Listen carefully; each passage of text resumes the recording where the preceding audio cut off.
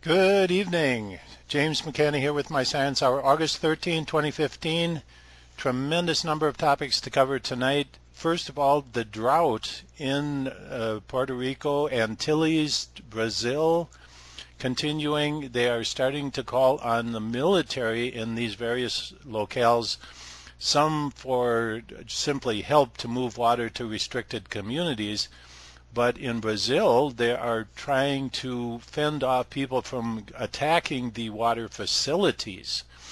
So these are getting critical. Is this man-made? These are on record, the worst droughts in history. Globally, let me just say this. There are many methods of controlling weather, climate now, etc. And I don't know, I used to have a handle on the techniques that were being used to control hurricanes, etc.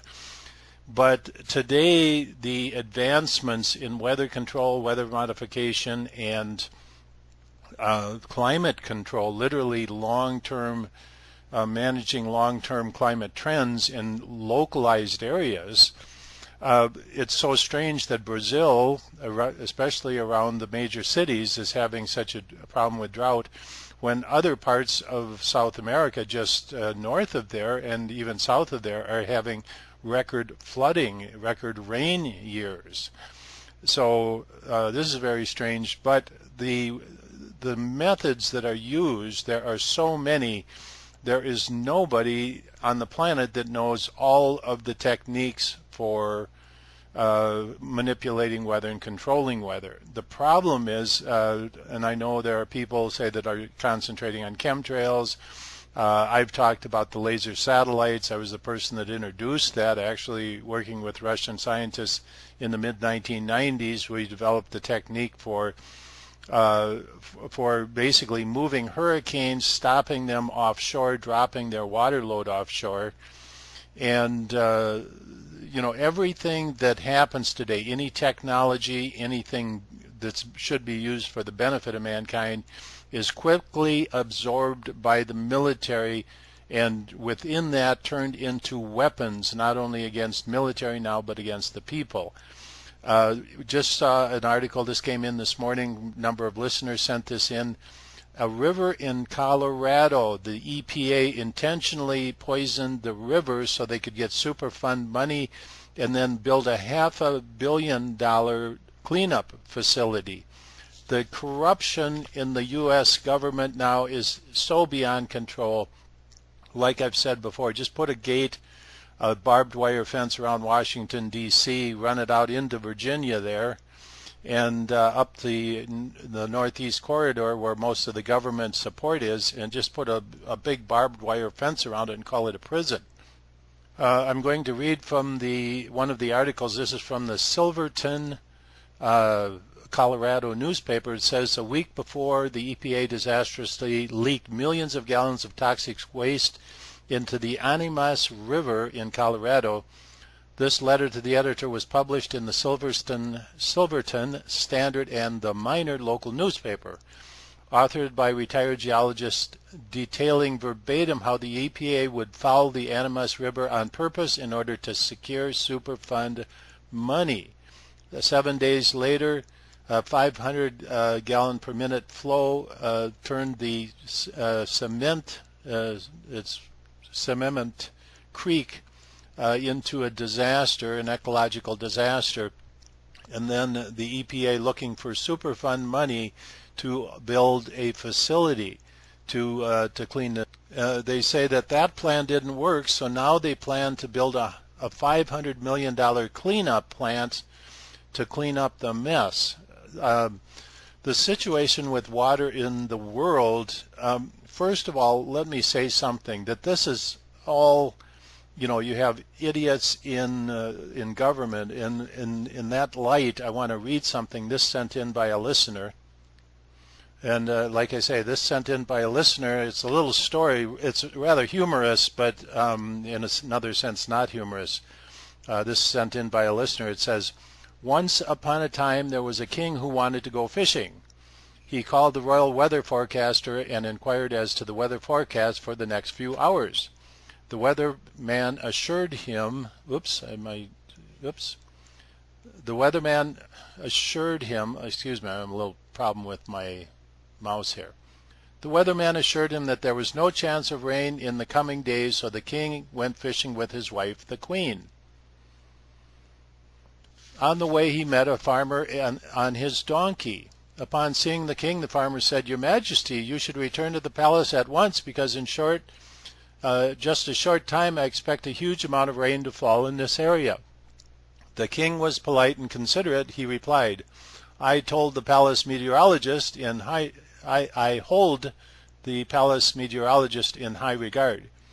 He is an extensively educated and experienced professional, and besides, I pay him very high wages. He gave me very different forecasts. I trust him and will continue on my way. So the king continued on his way. However, a short time later, a torrential rain fell from the sky. The king and queen were totally soaked, and their entourage chuckled upon seeing them in such a shameful condition. Furious, the king returned to the palace and gave the order to fire the weatherman at once. He summoned the farmer and offered him the prestigious and high-paying role of the royal forecaster. The farmer said, "Your Majesty, I do not know anything about forecasting. I obtain my information from my donkey. If I see my donkey's ears drooping, it means with certainty that it will rain." So the king hired the donkey, and so began the practice of hiring asses to work in the government and occupy its highest and most influential positions. Very cute little story from a listener. But it's absolutely insane what's going on today. The issue of water now, let me just preface this by saying we do not have a worldwide shortage of water or a problem with water. This is managed problems, as with everything else. Total incompetence at the middle management level, and that goes all the way up to the president, but also total incompetence in the agencies. But understand that the people on top, just like the king in the little story, hire incompetent people. And the reason they do that is because incompetent people are very easily controlled, because they want their paycheck. They're not going to get a job anyplace else, and so that's the way the world runs today. But the water, make no mistake about it, is a method of control. In the year 2000, Bill Clinton appeared on the cover of Forbes magazine. He was the Forbes Man of the Year. I think it was about the January 1st issue, Forbes magazine 2000, the year 2000. And they were calling him the man of the something, whatever, one of those deals. But the other story that went along with it was that water would be the oil of the 21st century. In other words, as oil was the black gold, so to speak, the controller of the 20th century, moving into the current century, we were going to have water as control. And by that time, the major corporations had already manipulated legislation, government, international policies, buying up water rights, securing water rights in foreign countries all over the world. And geologists went out and scoured the entire world for water resources, brought that information back, and George Bush Sr. moved to Canada, and out of my book Water talks about this. If you haven't read that book, you should. But I talk about the Royal Bank of Canada taking over water resources in the entire Western Hemisphere. But at any rate, that's why I continue providing my water filter products, because they are the best around. They're really the only ones that they do not require add-on filters. All of the filtration is done in the GF filters. And so the new line, both for the 5-inch replacement candles for the small water filters, the personal water filters, and of course the full-size 7-inch candles, fit any of the standard water filters, gravity water filters that have been sold over the past 2 decades, including my own. But I sell them in 10 packs, still very good prices on my webpage. But you have to be prepared for water just filtering chemicals, pharmaceuticals, you name it. You just don't even know what's in your water, especially in the United States. Okay, change the subject. Listen up, everybody. Put your ears forward. If you have a hearing aid, turn it up. I found something here. It's very interesting. I'll just put it that way. It's called carrot bars. And this is a program that started about 7 years ago in Stuttgart. And it was by a guy who had a concept of marketing gold to regular people. Now, there's a few problems with regular gold, and we all know that gold has been the standard for monetary systems for thousands of years. There's a lot of people who think we should be on a gold standard. I particularly don't. I think gold is, as far as backing up fiat money, really is not a good idea because it always ends up being diluted down. And that's why the carrot bar idea is really good, because the gold itself is in the money. And it's a form of exchange, and also it is sold in small denominations in grams, which is about $35 to $50 a gram depending on the price of gold. But this is being used in many countries. It's in 70 countries around the world. Soon we'll have kiosks in the United States. And some people might be more familiar with something called Bitcoin. Well, Bitcoin is a computerized money where you're exchanging one fiat system basically for another system that really doesn't have any backing other than the fact that you put in some dollars or some euros or whatever. But it's handy in that sense. But I like the carrot bar because, in fact, when I talk to other people, I discuss this with people who are familiar with monetary systems, etc. And they are also very interested because the piece of gold is actually in the card. It's a 1 carat gold card. And so what you do basically is you invest your fiat money, in this case dollars if you're in the United States, or euros or whatever if you're in the European trade union or whatever. But the thing that I like about it, it's different than buying regular gold.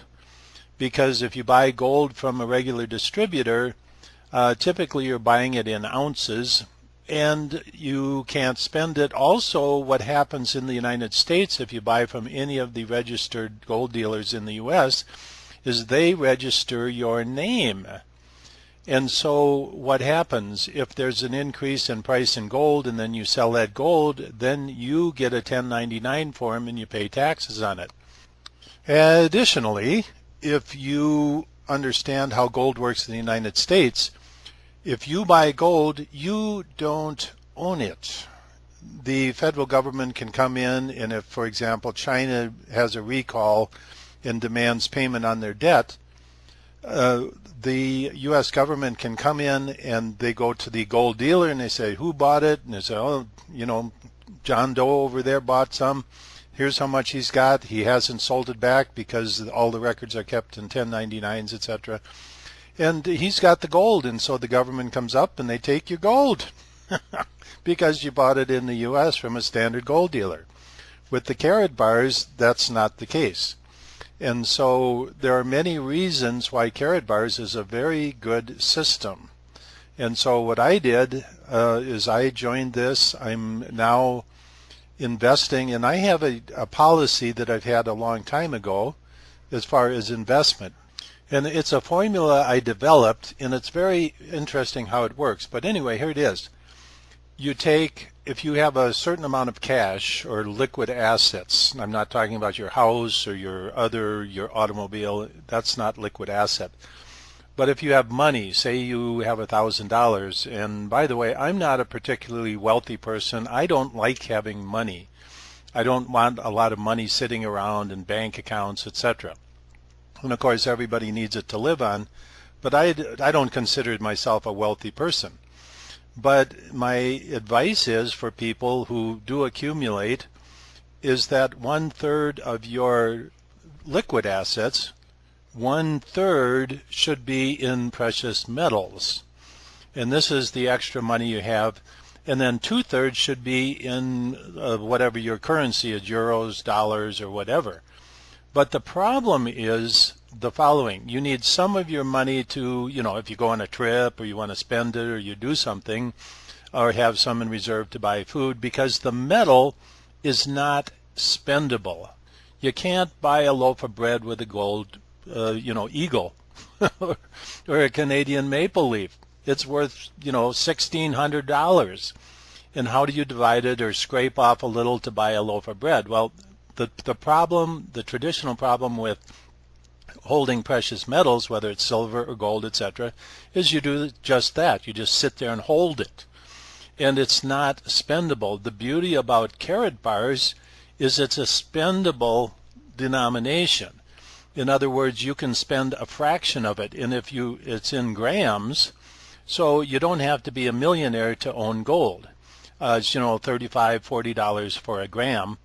And then let me talk about China for just a minute. And the Chinese government has been very fair with its people, not so ecologically, but in terms of gold saving. China initiated a program in which people would be able to buy gold, and the Chinese government guaranteed its value. And so they would not lose gold. So the gold in China, it's a very intelligent thing to do. They don't have a Fort Knox. They have it distributed all over the country. The problem in the United States is we trusted our government, put it all the gold in Fort Knox, and then somebody robbed it all. So the U.S. doesn't have any gold anymore based, a gold-based standard. That ended with Lyndon Johnson after they killed Kennedy.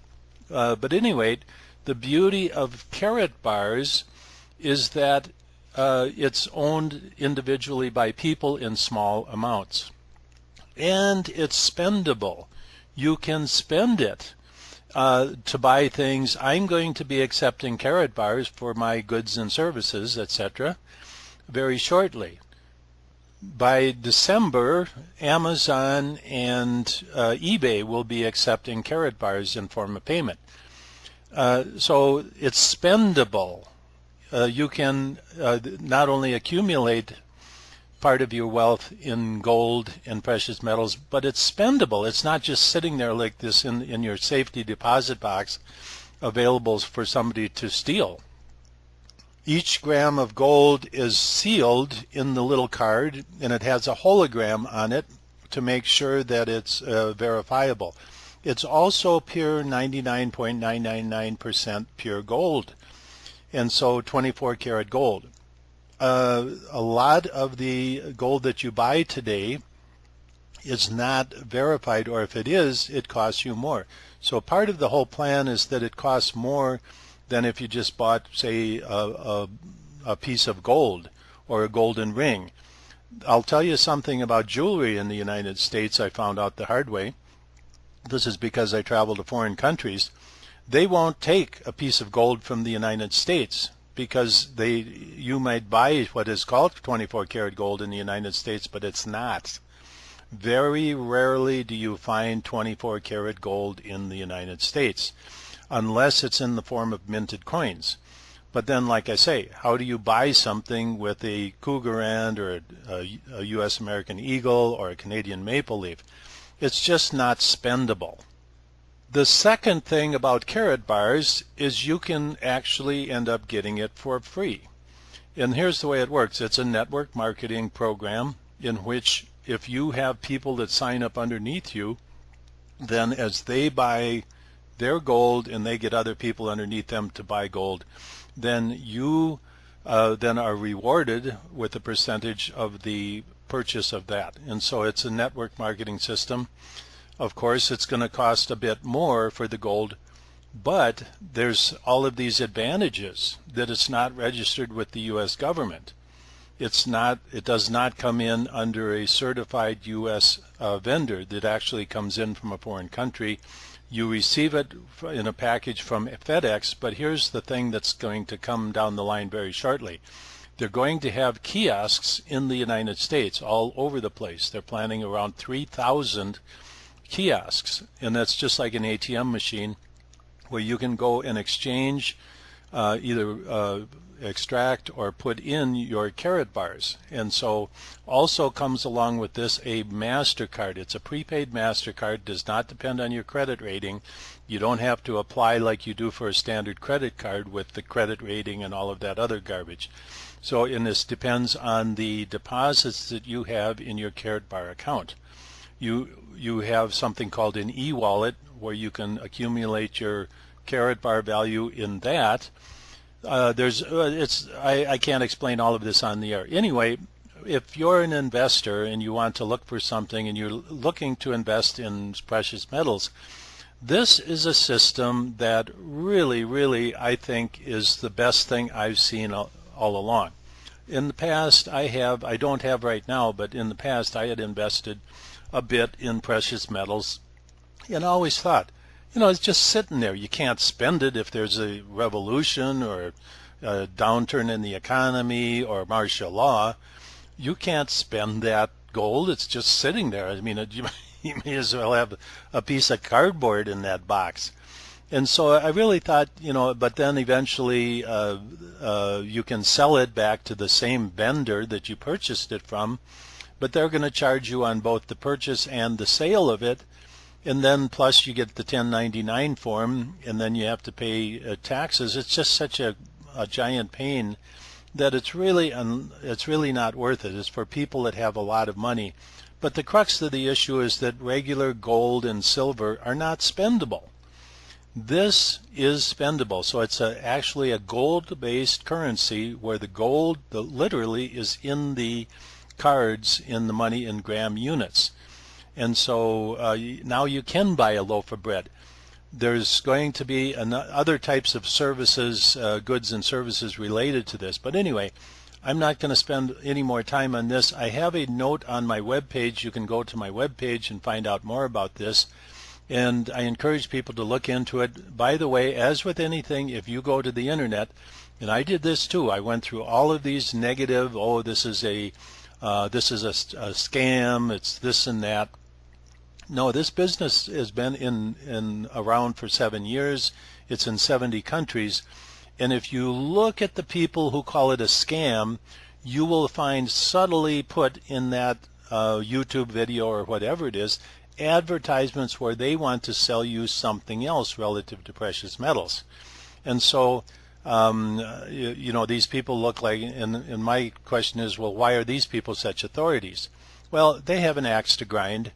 The reality is, if you look at people who are very legitimate people who are putting up information about carrot bars, it's called Carrot with a K, Carrot, KARATBAR.com.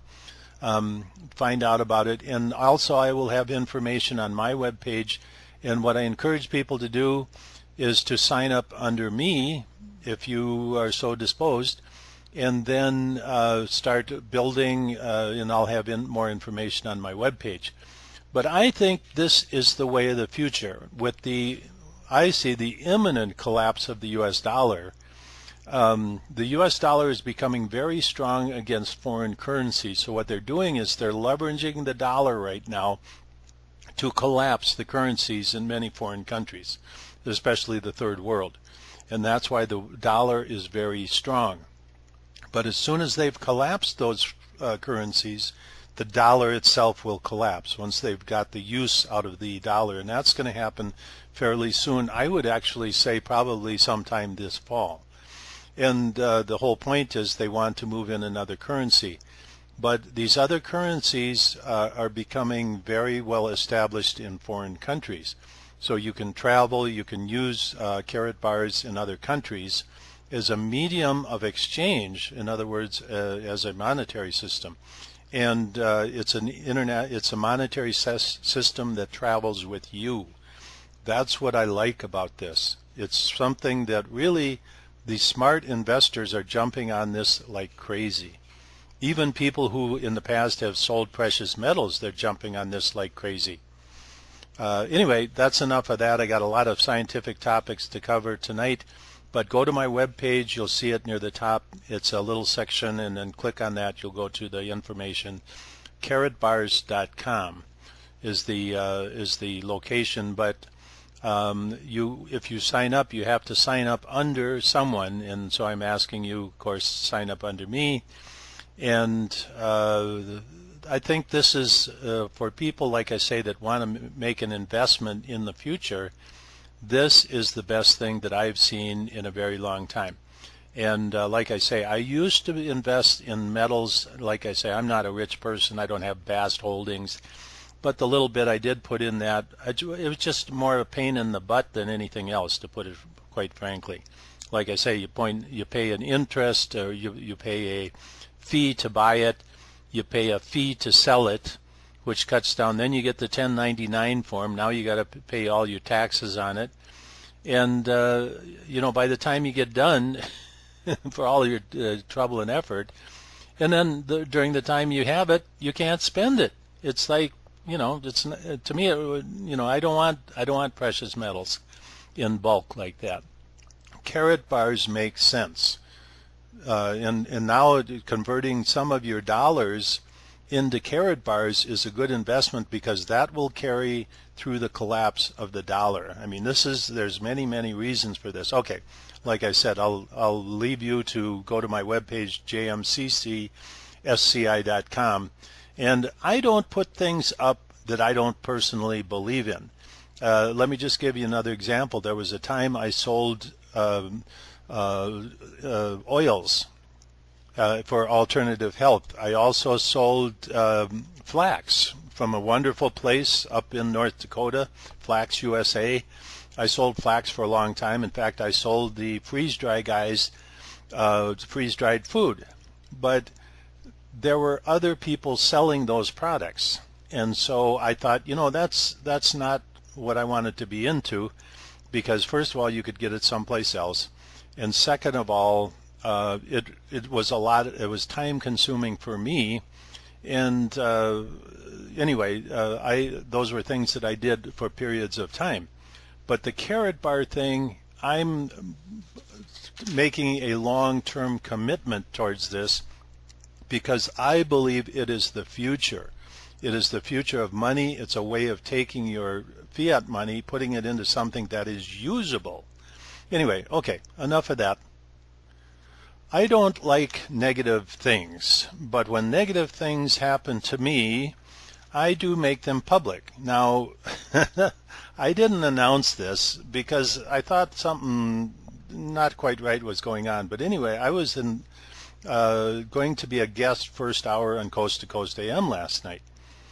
And it's a long story. I'm not going to go into all the details, but weeks before the July 23rd release of my Harrington Hale-Bopp Expedition Planet X Update release, that was July 23rd, quite a bit before that, probably 10 days before, I contacted the staff at Coast to Coast AM to specifically have me on that night for the release of my information.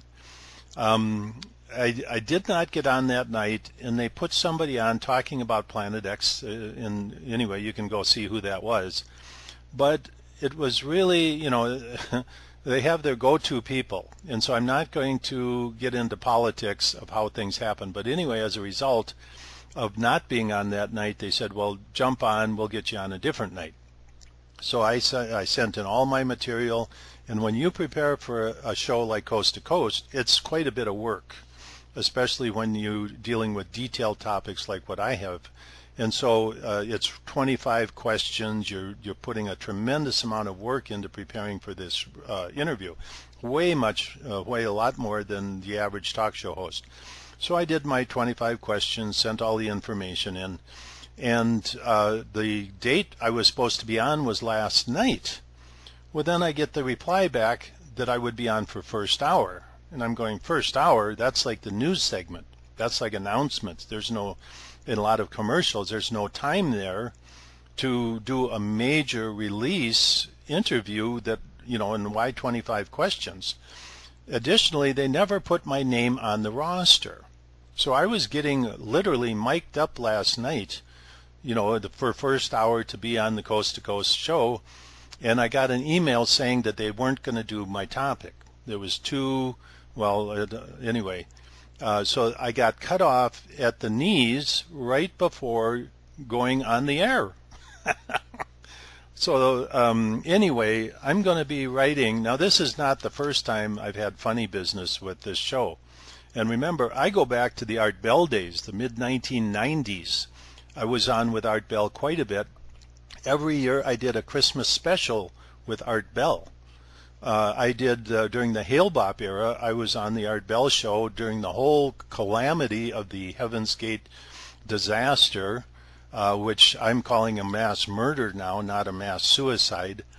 But at any rate, I go way back. Before the shows would come on that evening, if I was a guest with Art Bell, he would call me up and chat with me, and we'd talk about the show, and he'd ask me other personal questions. So it was like I felt Art Bell was my friend, not just a talk show host that you come on and then there's the next host and the next guest and the next guest, etc.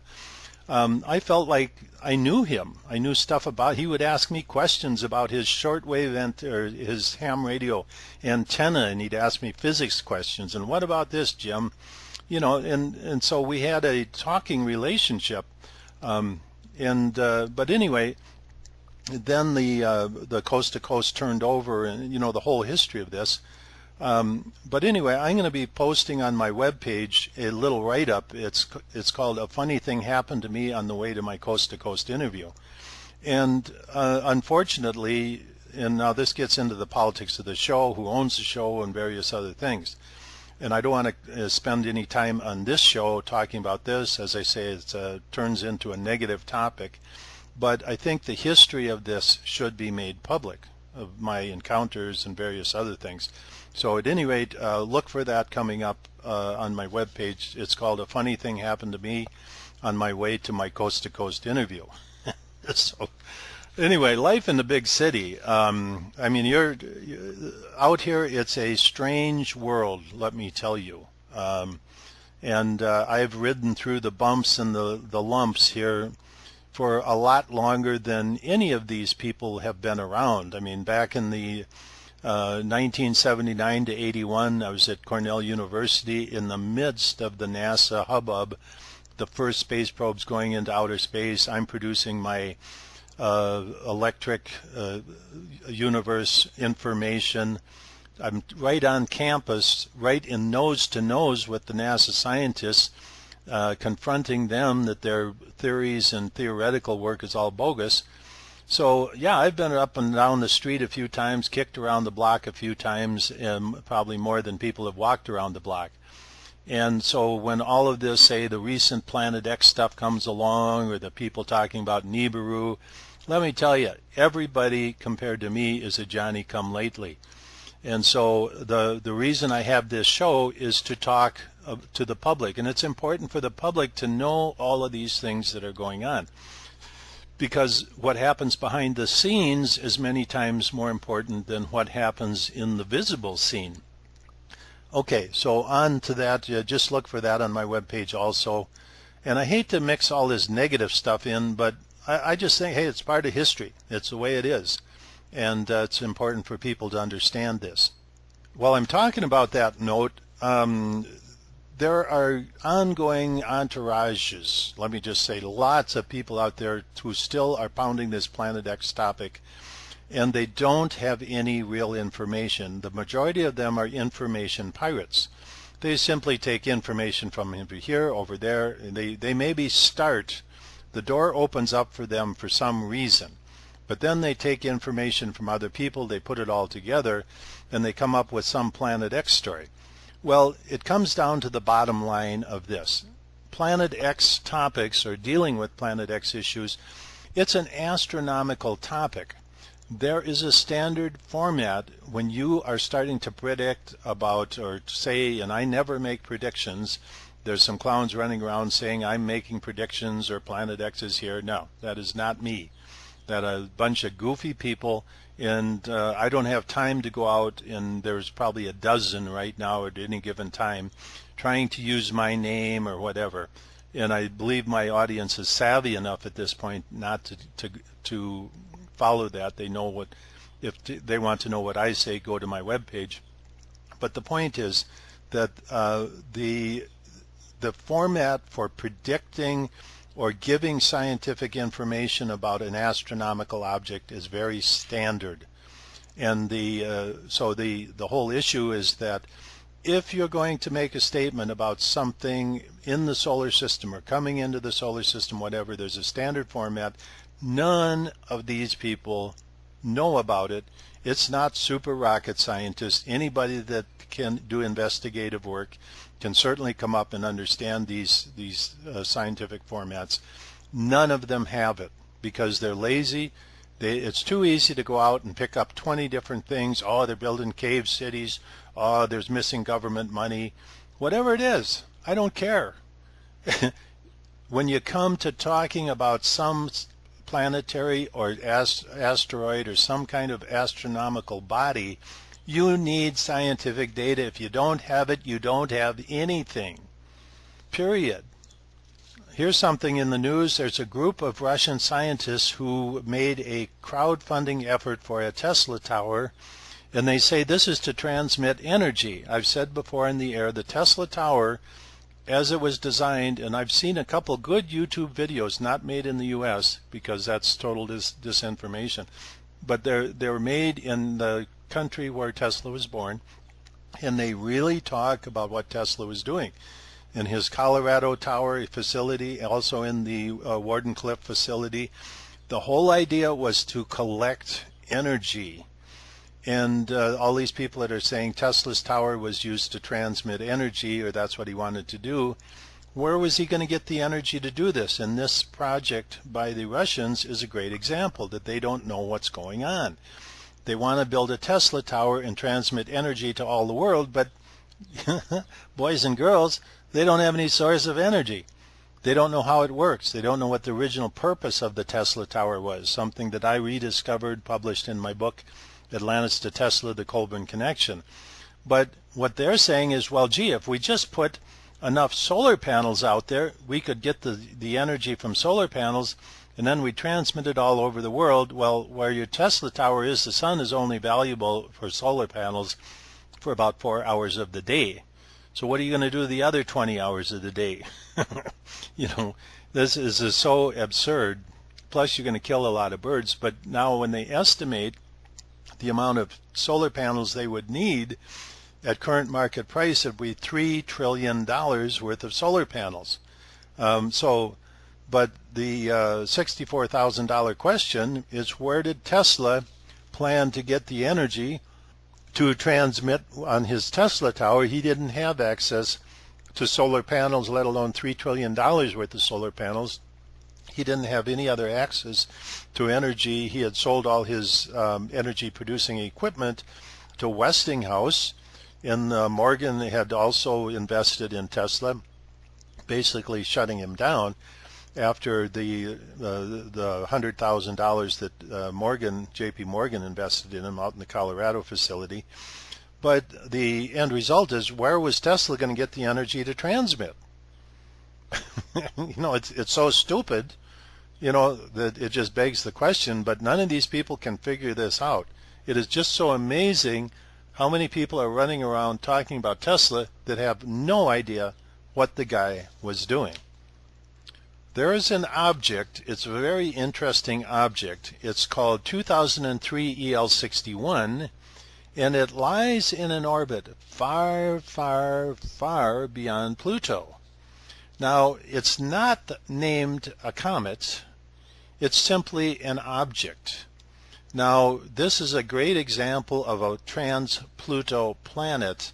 I mean, it's big enough for people to see out at that distance, albeit by good equipment, but it's something I've been looking into, and it's something I'm going to continue looking into. But let me just say this: beyond Pluto, the orbit of Pluto, which is the so-called ninth planet, which has been demoted to being an unplanet, by the official astronomical community.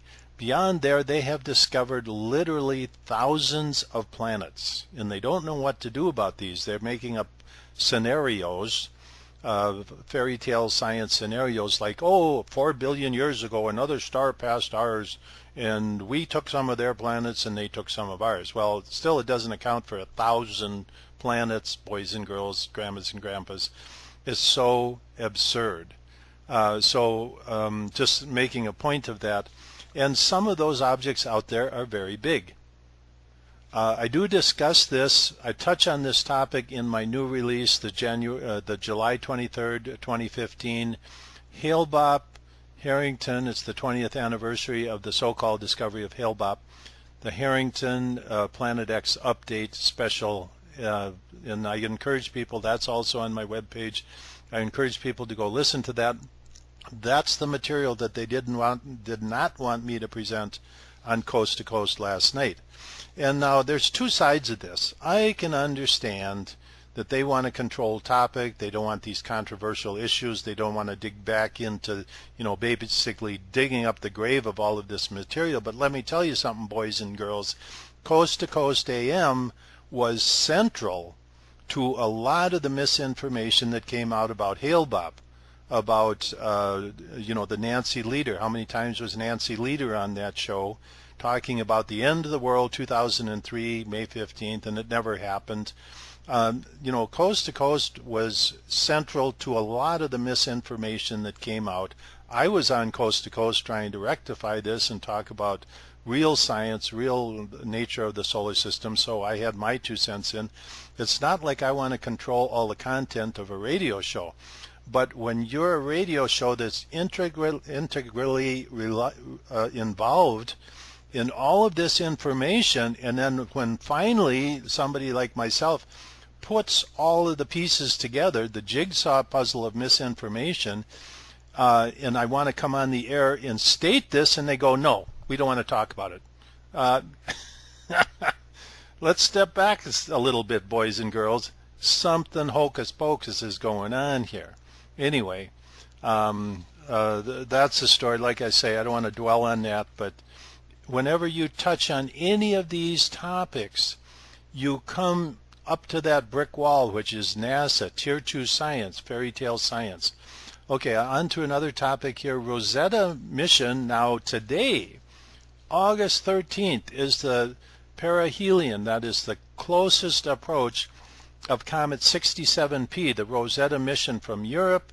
Now on July 29th, so this is quite a while ago, they just released an information from the European Space Agency that the Comet 67P on July 29th set out a big blast of dust.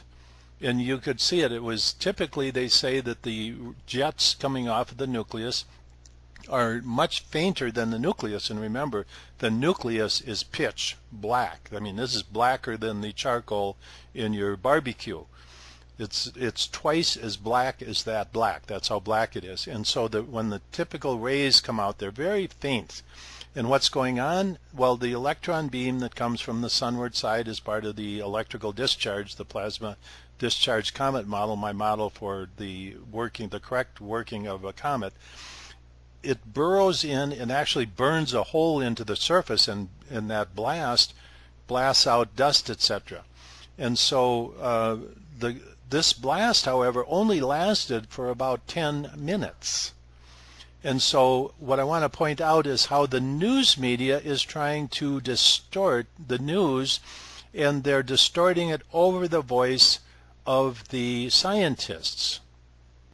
Okay, so I'm going to read from this article. It's from the Daily Mail, which, by the way, is a really, really big misinformation rag. But at any rate, here's the title. It says, Rosetta's comet sends off fireworks. 67P is the name of the comet. It says 67P releases its most spectacular jet yet as it makes closest approach to the sun. And then it says here, third line, it says, as comet gets closer to the sun, ice vaporizes and gas jets burst out. They just can't stop talking about this dirty snowball comet model. the French lead scientist from the European Space Agency at the Paris Air Show, kind of under his breath, but very clearly stated that they now know that the dirty snowball comet model is completely incorrect. And so let me read now from the article. This is talking about, now here is the interesting part. In the article they say, measurements show that after the outburst, levels of carbon dioxide around the comet doubled and the amount of methane went up 4 times. Well, okay, boys and girls, that was looking at the tail. Now, here is one of the lead scientists who I've had some communication with and who verified that the measurements they're taking of these chemical species are 10 and 100 kilometers away from the nucleus. But then you can see how this Catherine Atweg, she's one of the lead scientists on the Rosetta mission, listen to what she says. It says, Dr. Catherine Atweg, another Rosetta scientist at the University of Bern in Germany, said, we see hints of heavy organic material after the outburst that might be related to the ejected dust. She says it might be. They don't know because they're looking out in the tail. They're seeing increased organic material, but they don't know that it's from the dust, from the jet. Then she goes, listen to this. But while it is tempting to think that we are detecting material that may have been freed from beneath the comet's surface, it's too early to say for certain that that is the case. Now, do you see what she's saying? She is negating what the article is all about. And so what you have here, the journalists are pounding this dirty snowball comet model, the ice and the jets and all of this. And here's the lead scientist who's saying, we don't detect that. We don't see that. We don't have any information. So the point is that the journalists are talking over the scientists to pound the dirty snowball comet model down your throat. And why is that? Well, it's very simple, because that is the designated policy. It's like global warming or global climate change. If you're a scientist, that's what you have to say. And that's what they're going to say in the articles. And the journalists have, now I've seen this too, where journalists are talking about it at the beginning of the day, or if they get an article, they are told what they have to say in that article. But anyway, what's really happening here, this is, there's no data at all that suggests that this outburst has anything to do with ice or volatiles underneath the cometary surface. The scientist says that, and the article ignores the scientist and simply puts this in your face. This has been going on for decades, and now the obvious issue here is the control of the news media and the so-called science that's passed off to the public. Now I want to read another article here. That was from the Daily Mail. This article is from Bloomberg. It says, comet may reveal clues to our origins as it sweeps past the sun. And so you go down and you read in this article, this is a rather short article, and it says European Space Agency Rosetta mission left Earth in 2004 and 10 years later arrived at the object of study, the comet heading inbound from deep in the solar system. Okay, let me go down just a little bit farther here. Don't expect, okay, Rosetta is looking at cosmic chemistry. This is in the Bloomberg article. In the wake of 67P's approach, the sun's energy will burn away its ice and dust faster and faster. Scientists expect the kind of heat lag, the comet's warmest temperature and peak activity will come after perihelion, just as the hottest day of summer comes a couple weeks after summer solstice. And so then they talk about off-gassing. Here's there again, putting words in the scientist's mouth. It says, from 115 miles away, instruments have already snapped photos of increased off-gassing during the comet's approach to perihelion. Then they show a picture of the comet outgassing, the so-called outgassing, but that's not what's going on. Do you see how the news articles are forcing this information on you, the public, that the burns away ice and dust faster and faster? There's nothing measured coming off the comet nucleus to form the tail. Now in this article they talk about the streamer that's coming out. It happens for a period of 10 minutes. Now how does this 10-minute brief jetting of dust off the comet's surface form the comet tail that's been there for months and months and months? This is just silliness. This is absolutely ridiculous that it's absurd. And so they're not reporting what the scientists. This is the dusting over, is the veil that of bad science is pawned off on the public. And as you can see, it's not going to end. This pawning off of bad science to the public is with us forever. Okay, here's what's going on in the life of Jim McCanney in terms of releases of information, etc. I have so much information out there, especially with the new DVD number 4, with the release of the Hale-Bopp information, plus all my books, CDs, DVDs, etc. I will not be putting out any new releases for some time. I'm concentrating on the future, on the positive. The wing generator is under construction. That's something that's going to happen. We have some new let's say innovations that are occurring in that vein right now. Very exciting work, moving ahead in a very positive direction. The carrot bars I see as a huge, gigantic step into the future. If you look at what I have on my homepage, it's really extensive. My water filter line, I just introduced a new product into the water filter line. It's called the Traveler.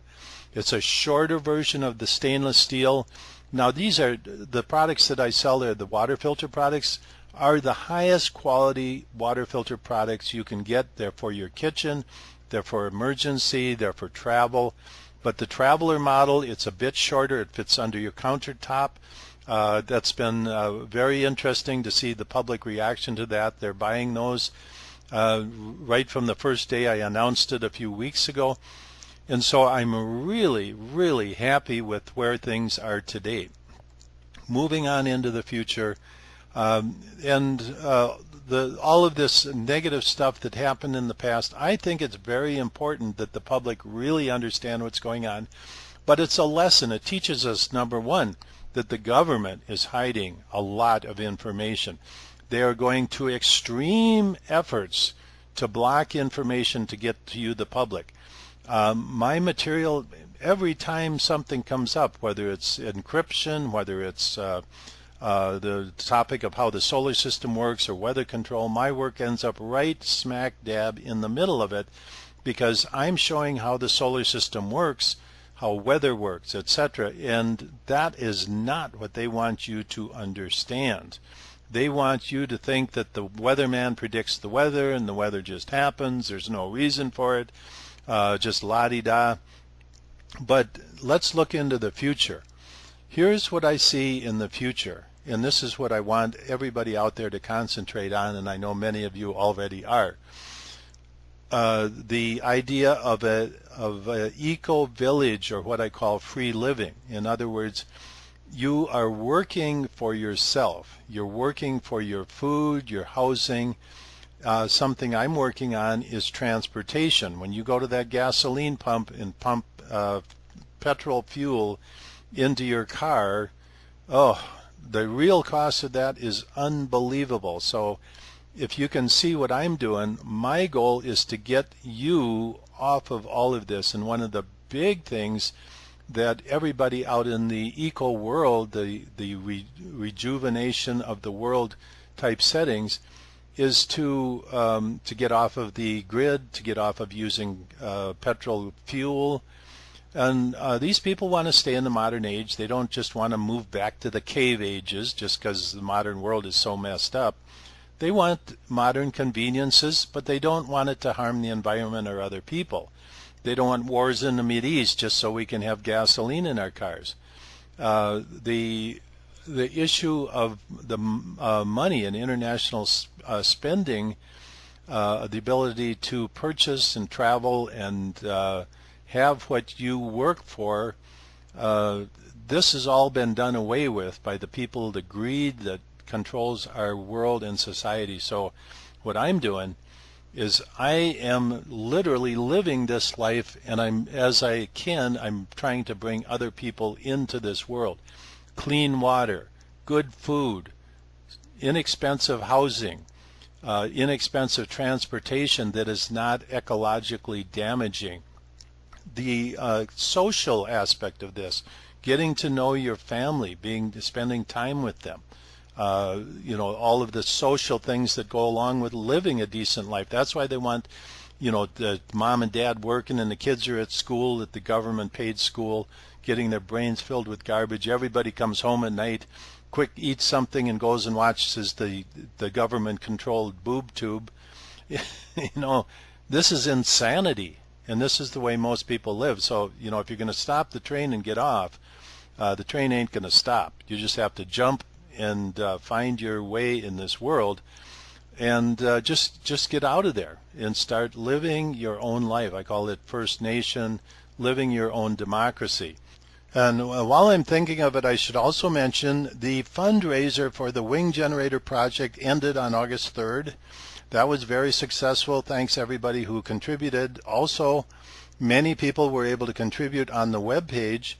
And there's two ways you can still contribute to the Wing Generator project. One is when you buy the Hale-Bopp release, change the quantity on your shopping cart to 2 or 3 or whatever multiple, and that extra money will go to the Wing Generator project, which is still in progress, commercializing the 12-meter Pegasus model, which is the introductory commercial model of the Wing Generator. Also, 50% ongoing, 50% of the profits from sales on my webpage are going to be, I'm going to put directly into the Wing Generator project. So that's another way you can get products that you need anyway, water filters, water filter elements sold in 10 packs, and etc. The Traveler, the new Traveler water filters. The part of that idea is if you have a family and you travel, that will go in a suitcase very nicely. It's an inch less in diameter than the full-size stainless unit. It's shorter, it's 12 liters, but it's still plenty of water to run your family, especially if you're traveling in a hotel or whatever. But the point is that 50% of the profits from my sales, no matter what you buy, 50% of the profits go into the Wing Generator project. And so that's something that I really feel strongly about. I am not a person I don't like money. I don't like a lot of money in bank accounts and all of that stuff. That does nothing for me. I don't like it. I want to develop the science projects that I've constructed based on my science and knowledge of the world and the universe, and build a future. And that is where the value is. That is what I call value in a society. And if there is value in the society, then I feel good. This is Jim McCanney. This is my Science Hour, and as always, we are at the crossroads. Good night.